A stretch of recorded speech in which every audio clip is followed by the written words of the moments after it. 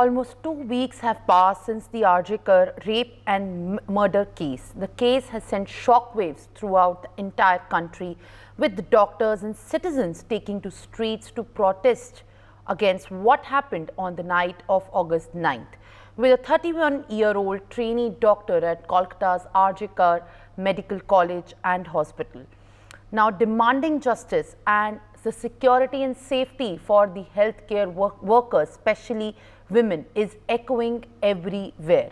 But while we express our outrage, and it is important to look for solutions amid all the chaos, in the light of that, NewsX proposes that India needs a scientific study of sexual predators so that we understand the things that goes in the minds of these sexual predators and rapists. Our campaign has gained momentum as West Bengal Governor Dr. Ananda Bose has called it an excellent suggestion. IMA Dr. Asokan has also extended his support to our campaign. In an exclusive interview with the reputed American researcher Anne Burgess, who has worked with the FBI, she has in fact also voiced out on why the study is crucial and how these findings can help the police officials and the agencies understand the minds of sexual predators and potential rapists. We make an appeal to all the doctors, psychologists, neurologists, psychiatrists and academicians to join the NewsX campaign and start the largest ever profiling study on India's sexual predators. Today we are joined by former IMA President Dr. Ajay Kumar and celebrity psychologist Dr. Sagar Mundada. I appreciate you both joining on the broadcast. My first question to you, Mr. Kumar, who is the former president of the IMA Bihar. In the light of the campaign that has been initiated and kick-started by NewsX to take a deep dive into what goes in the mind of these predators, do you think India needs to launch its largest ever psychological study to scientifically understand the minds of the rapists?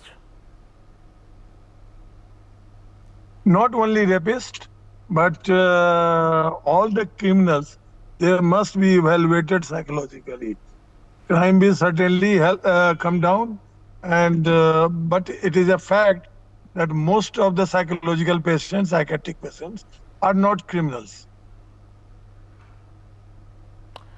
Well, Mr. Kumar, as you have said, it is across all the kind of crimes. Do you think that such a scientific study is going to help us building more accurate policies when we see every day there is every kind of headline that talks about rape and murder and the brutal incident, the gruesome news that against the security of women?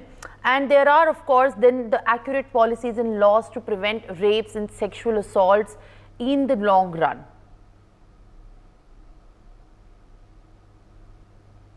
Of course, this either they are sociopath or psychopath. That is a personality disorder, and I think some of the criminals have this personality disorders, and they must be treated. Even before everybody must be attend their psychological assessment in the country. Psychological assessment is very poor, very meager in this country, and that is why a lot of crimes are happening. Mr. Kumar, in your assessment, what do you think can be the key challenges when we talk about the psychological test? And in taking on such an assignment, what would help? What is the help that you would need from the government as well? In fact, this psychological assessment or psychiatric assessment, you may say better, there are very less human resources. Psychiatric doctors and psychologists are very meager in number, and it is not possible in such a vast country with such a vast population to do it in a short period, or it will take a long time, and even then if the number of is not increased, we will never reach the target. All right, Mr. Ajay, thank you for joining us and sharing your detailed inputs over the campaign that focuses on deep diving into what goes behind the minds and intention scientifically in these rapists. Now, viewers, we are also joined by Dr. Sagar Mundada, who is a celebrity psychologist. I appreciate you joining on the broadcast, sir. Well, when we talk about such a campaign that in fact is an extension of what needs to be broadly looked into making these policies and laws, do you think India needs to launch this its largest ever psychological study to scientifically understand the minds of the rapist? See, because the problem is what's happening today is we are seeing the Kolkata incident, which has become a nationwide scare now. And on top of that, you're also seeing incidents which are happening in Badlapur. So right from a 3-year-old girl to a medical doctor on duty, both the scenarios are basically scenarios which are totally non-provocative scenarios in the normal, common, conventional sense. But still the rapes are happening. These are just which are highlighted by the media. What we see even in our clinic is that many people who are rape victims, they come to us many years after these incidents have happened, and they are very, very traumatized. So to understand the mind of these perpetrators, you have to do a very, very detailed psychological analysis, because there is no provocation of any sort. There is no suggestibility or no leading on of any sort in these cases that we are discussing today in the larger picture. So definitely how these sociopaths, how these psychopaths, how these sexual perverts are created, how do we identify them? Are there specific things that we can do to identify them fast? These things needs to happen on a national level. There have been many studies internationally, and there are certain telltale signs or certain indicators to understand, oh, this kind of a person might turn out to be a predator later on, or might turn out to be an abuser. But in a say, yes, there have been very few studies of that sort, and I feel given the extent of the problem, given how common it has become and how persistently it is happening, we need to do such a study. All right. Also, additionally, do you think that such a scientific study will help us building more accurate policies and laws to prevent these incidents that we see every day in newspapers, and where we are reporting such incidents of sexual violence against women and assaults in the long run as well? 100%. See, once you know the mind of a rapist, there are multiple types of rapists also. There are certain people who will rape when they are under the influence of something.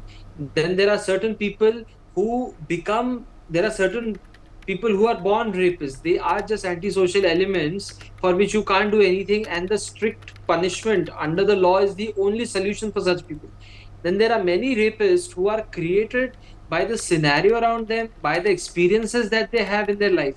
Like, for example, many accused that we have interviewed, that we have dealt with, they themselves have undergone sexual abuse or undergone some form of untoward behavior in their childhood. They were the victims of such crimes. They were the victims of sexual assaults, and some people internalized it, some people normalized it, and they wanted to be in that powerful position. And when they become adults, they prey on youngsters, or they prey on people who they perceive as potential victims, or potentially do not have that much power to fight them back. So depending on the person, the rape is also different. So once we have the entire study, we have the categories of the people who are turning out to be rapists, we will have laws, we'll have policies to prevent each kind of rape. And that is very necessary. In our country, that is not there. Also, we will become more adept at identifying of a potential rapist. Like, generally, when we talk of who could be a potential rapist, you have people who have had problem with law enforcement before. You have people who are very impulsive and have a lot of anger outbursts. You have people who do not care a lot about other people's boundaries, whether it is physical boundaries, as in, let's say there is a group of 10 people, and one guy who's a potential rapist will touch the girls on their hair, on their shoulder, casually. Now, when that girl says no, that guy doesn't understand that that's a boundary. but that is a warning sign that this person perhaps is going to become a potential offender later on. There are also other emotional boundaries wherein these people absolutely do not have any empathy for the other person.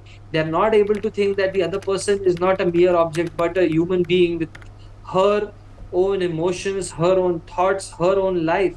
They do not have that empathy. So if you're able to look at these warning signs, you also have these potential rapists who will try their level best to manipulate the girls that they misbehave with.